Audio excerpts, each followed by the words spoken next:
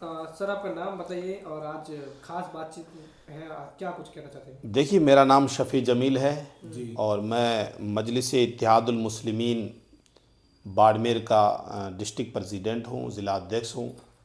और आप लोगों ने, आपकी चैनल ने मुझे अपने इस अहम और कुछ जनता की बातें जनता तक पहुंचाने के लिए मुझे आमंत्रित किया। इसके लिए मैं आपका दिल की गहराइयों से धन्यवाद करता हूं, आभार व्यक्त करता हूं। खान साहब, सबसे पहले तो आपको बहुत बहुत बधाई कि आपकी पार्टी मजलिस इत्तेहादुल मुस्लिमीन महाराष्ट्र में 125 सीटें जीती, उसके लिए बधाई। किस नज़रिए से देखते हैं आप? देखिए, जनता के जो काम करेगा वो आगे बढ़ेगा। कांग्रेस जो एक दिन में यूं कहा करती थी, कोई ऐसा समय था जो भारत के पूरे नक्शे पर कांग्रेस ही कांग्रेस थी, लेकिन कांग्रेसियों ने उल्टे कर्म किए तो आज उनकी उल्टी गिनती शुरू हो जाएगी सब जगह। और ये महाराष्ट्र क्यों देख रहे हैं? आप बिहार का चुनाव देखिए, वहाँ 5 एमएलए दिए वहाँ के लोगों ने, जबकि बैरिस्टर साहब ने वहाँ सिर्फ 6 सीटें मांगी थी इनसे इत्तेहाद के लिए कि भी 6 सीटें हमें दे दो, बाकी सारी सीटों पे आप चुनाव लड़ो। तो यही हाल महाराष्ट्र का है। महाराष्ट्र में इम्तियाज़ जलील साहब ने जनता के काम किए हैं, जनता ने विश्वास जताया और एमआईएम महाराष्ट्र के लिए एक विकल्प बनेगी इंशाल्लाह। सर, एमआईएम पर अक्सर आरोप लगते हैं कि वो भारतीय जनता पार्टी की बी टीम है, क्या कहना है इस पर आपका?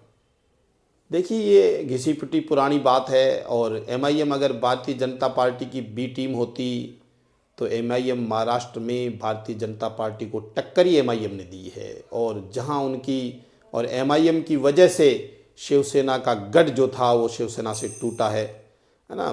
कांग्रेस ने खूब मेहनत की, लेकिन इतनी पुरानी पार्टी कांग्रेस 1 या 2 मेयर नहीं बना पाई और एमआईएम ने 125 सीटें जीत करके महाराष्ट्र के लोगों का विश्वास जीता है। महाराष्ट्र की जनता का ये जवाब है कि बी टीम कोई और है, ए टीम कांग्रेस। तो कांग्रेस और बीजेपी का ये आंख मचोली का गेम है। और एमआईएम ने न तो कभी किसी बीजेपी की किसी फोरम पर कोई समझौता किया है, ना बीजेपी से कोई मतलब है उनका। सर, जिस तरीके से एक पोखरण में मामला हुआ था, उस मामले में उनका विवाद भी खूब हुआ था, इसको लेकर क्या कहना आपका? देखिए, पोखरण मामला दुर्भाग्यपूर्ण था। जिस तरह से जो घटना घटी है उसकी जुडिशियल या इंडिपेंडेंट इंक्वायरी होनी चाहिए, उसकी जांच होनी चाहिए। लोग किसी बात के तकड़ाव में आकर के खुद फैसला करने लग जाएंगे, ये न्यायपालिका का और गवर्नमेंट की का नाकामी है। जहाँ तक रही बात उसकी, तो सारी निंदनीय है। उस घटना की कोई किसी भी प्रकार से कोई भी हिमायत नहीं की जा सकती। लेकिन उससे ज़्यादा दुर्भाग्यपूर्ण जो बाद के राजनीतिक लोगों का जो गेम था, अपनी रोटी सेकने के लिए जो यहाँ से गाड़ियों का गाड़ियाँ, काफ़िलों का काफ़िला, और वहाँ की आपसी भाईचारे को, वहाँ की गंगा जमनी तहजीब को, वहाँ के सदियों से रहने वाले आपस में भाई से पड़ोसियों को पड़ोसियों से लड़ाने के लिए जो लोग गए थे, ये बहुत ही दुर्भाग्यपूर्ण है। इन्होंने बाड़मेर का नाम वहाँ जाकर के काटा है, बर्बाद बदनाम किया है। भाई ऐसा साहब, नहीं। ठेका कोई हिंदुओं ने थोड़ी लिया है। स्वरूप सिंह खारा कह रहा है कि वो मुस्लिम भी भाईचारा निभाए। जी, बात स्वरूप सिंह जी को सबसे पहले तो वो हमारे बड़े हैं, हमारी उनसे कोई इतनी मुकाबला भी नहीं है, क्योंकि वो शिव की जनता ने उनकी ज़मानत जब्त की है और फिर भी वो राजनीति कर रहा है।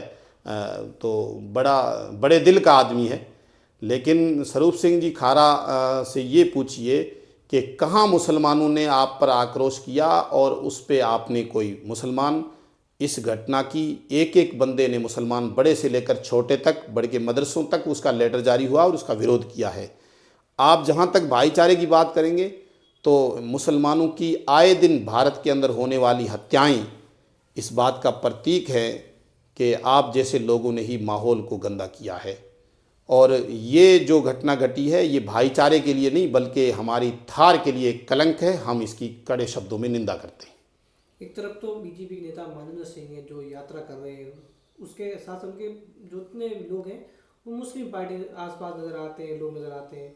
ऐसा क्यों है? एक तो स्वरूप सिंह तो जहाँ भी आप देखे होंगे, दूसरी तरफ महेंद्र सिंह को देख लो, दोनों पार्टी के एक ही नेता हैं, लेकिन भाईचारा नजर आता है तो कहीं कहीं महेंद्र सिंह के साथ नजर आता है।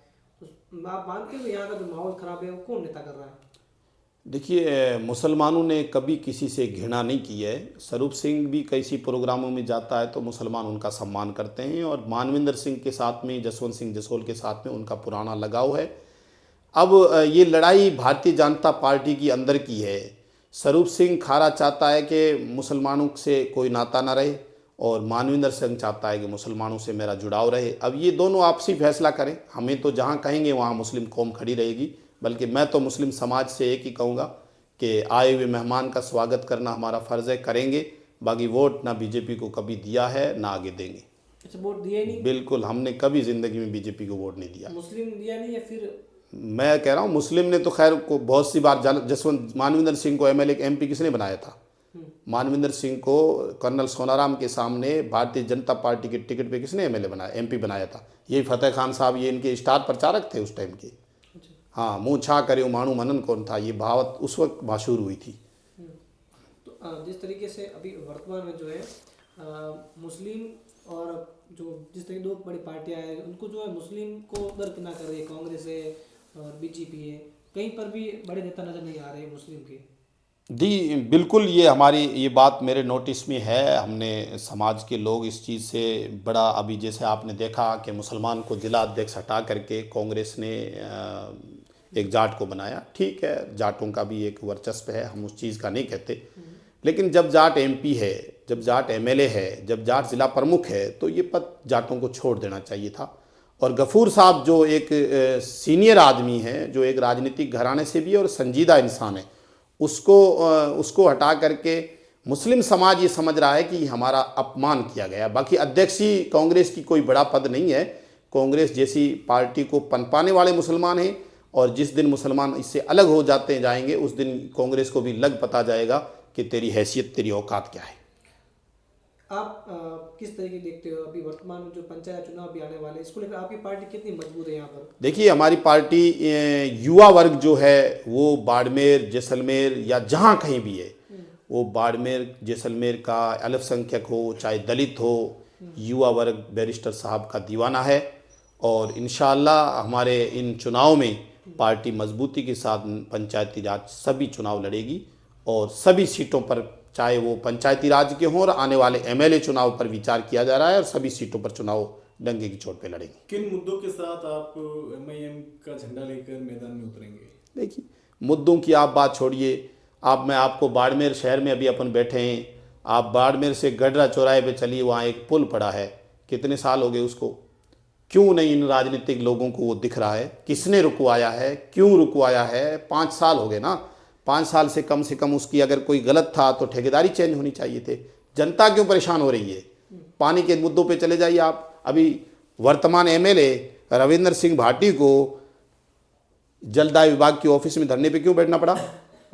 पानी के लिए।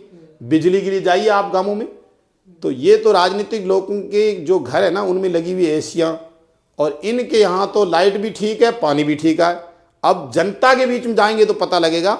मैंने एक बार पहले कहा था और आज फिर कह रहा हूँ, मैं बीजेपी के जितने भी लीडर हैं ना, उन सबको चैलेंज करता हूँ। मेरे बाड़मेर के अंदर ग्रामीण में एक स्कूल ऐसी बता दें जिसमें पूरे टीचर हो। पूरे बाड़मेर के भारतीय जनता पार्टी के छोटे बड़े मोटे लोटे सबको कहता हूँ, आ जाओ, एक स्कूल मुझे बताओ जिसमें सारे टीचर हो। एक सरकारी स्कूल बताओ जिसमें सारे डॉक्टर हो। तो मुद्दे कहाँ हैं? इन्होंने कुछ किया ही नहीं है। सर, अभी एक हिंदू संगठनों द्वारा आरोप लगा था कि बांग्लादेश के अंदर जो एक हिंदू की निर्मम हत्या हुई थी, उसको लेके मुस्लिम समुदाय ने यहाँ पर विरोध क्यों नहीं जताया? उसको लेकर आप क्या कहना चाहिए? देखिए, मुस्लिम समाजों ने बड़े लेवल पे विरोध जताया उसका। मेरे हमारे सदर बैरिस्टर असदुद्दीन ओवैसी साहब ने पार्लियामेंट के अंदर उस मुद्दे को उठाया है, और भारतीय जनता पार्टी के लोगों से हम ये पूछते हैं कि बांग्लादेश में हिंदू की तो हत्या हुई है, उसकी घटना की निंदा करना हमारा कर्तव्य बनता है, लेकिन आपसे ये पूछते हैं कि आप बताइए कि आपकी मोदी सरकार शेख हसीना को और बांग्लादेशियों को पनाह क्यों दे रही है? आप करोड़ों रुपए नहीं बल्कि अरबों रुपए इन भारतीयों के टैक्स का पैसा उस बांग्लादेश को क्यों दे रहे हैं आप इधर तो कहते हैं कि मुल्ला आतंकी है, और तालिबान के साथ आप संपर्क क्यों रख रहे हैं? कूटनीति में इनकी कथनी और करनी में फर्क है। भारतीय जनता पार्टी के लोगों का, इनका तो एक ही काम है, करना कुछ है और बताना कुछ है। अब राजस्थान के अंदर जो है हिंदू सम्मेलन का कार्यक्रम है वो विभिन्न जगहों पर हो रहा है, कल होने वाला है, इसको लेकर आप क्या मानते हो? हिंदू सम्मेलन का कार्यक्रम किया जा रहा है। जी बिल्कुल, हिंदू समाज है, उनका कार्यक्रम का उनका अधिकार है, हमें आमंत्रित करेंगे, हम जाएंगे, मुझे वहाँ बुलाते हैं मंदिर में, मैं प्रोग्राम में जाता हूँ, आज भी जाऊँगा।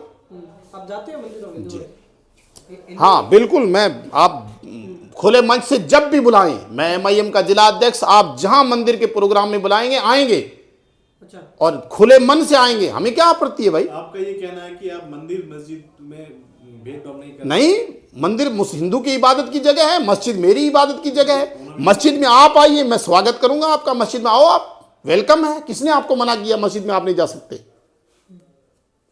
आपका वेलकम है, क्यों ना आपको मना करता है?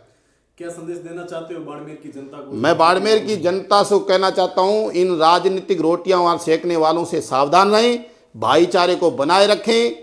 ये कुछ दिन के मेंढक हैं, बुलबुल के अपना बोली बोल के अपना रोटियां सेकना चाहते हैं, इन लोगों से सावधान रहें और अपने भाईचारे को जो सदियों पुराना है किसी को दाव पर न लगाने दें।